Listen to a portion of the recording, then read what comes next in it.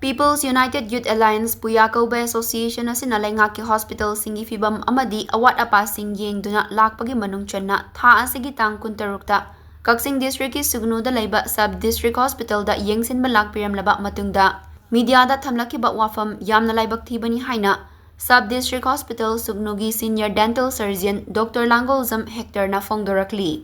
ngasi ayuk thobal da pangthokpa paumi singa unaba mada Dr. Langoljam Hector na makata na haikibada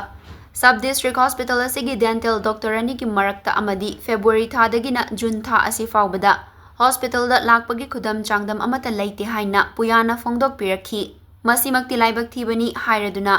hospital asida February thada patient humfutare layengki March da kuntra homdoi April da kuntaruk May da marfutaret amadi chatliba June tha asigina patient humfutaruk layengi haina fongdorakli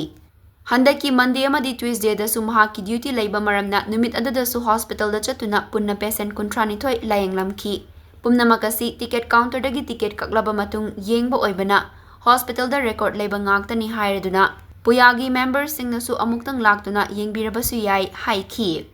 Dr. Hector na makata na hai mahakna Leingakki makada tabak tawduna doctor ama oirakpadagi posting gidamak ngasi fawba haizaba amata laikidri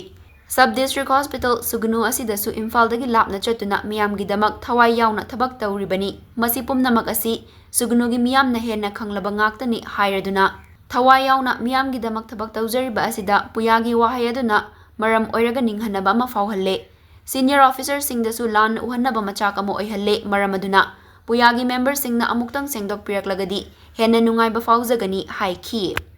tang kuntaru irai nimit June gi thada Koi PUYA haina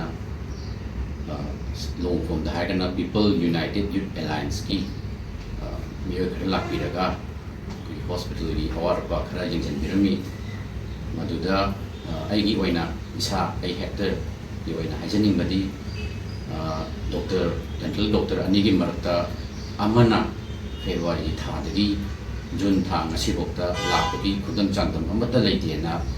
wahi khara pongdomi hariba wahisi aranbani kagina matamda kogi February thada ai mi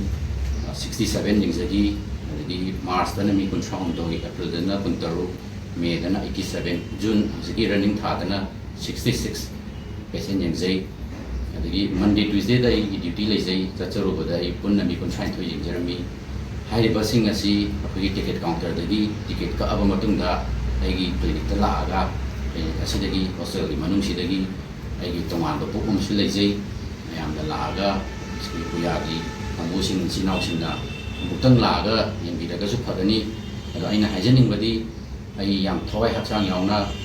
kai haisige Imphal gi yam thapna ko posting ju ko atopada thabi phu no ta hai bo su leite praja myam gi yamna thawai yang to sabani Sugnu gi praja myam su hena khangbirangani aigi service to ado PUYA gi sinna na haibi gi bado ingon da kitang nuai ta bamna kai haisige aigi thawai yaujaba sida yamna ningan na bam ko halle adigi aigi ta thongba official sing da su aigi senior sing da su yamna keno to ba haidi thabak lana to ba mi ta to halle isa da sa nuai ta bam haujai na yaragadi PUYA gi sinau singna kai haisige amutang media gi through da singdopiragadi ai kitang nuai ba haujai